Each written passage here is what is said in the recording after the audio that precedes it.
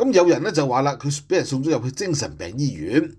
嗱，咁究竟係咪精神病醫院咧？咁樣嗱，從佢嘅行為嚟睇咧，佢係失控嘅。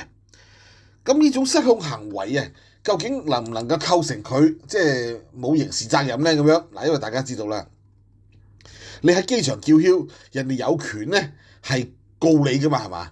咁如果你證實話自己啊其實冇嘅，我係精神病啊，我係黐線啊咁樣咧，就有可能可以唔使負責任。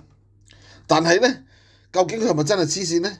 嗱，黐線嘅咁啊，周圍去咁啊做咩咧？咁樣嗱，有人就話啦，佢由於咧可能太過抑鬱啊，太過咧即係可能係長期處於一啲高壓嘅環境，而且咧直播咧其實係好咩嘅，好嘥時間嘅，做呢啲咁嘅咩抖音網紅啊或者乜嘢，而且係點樣啊？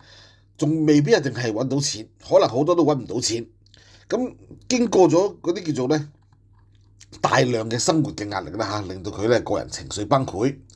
嗱，亦都有咁嘅可能性。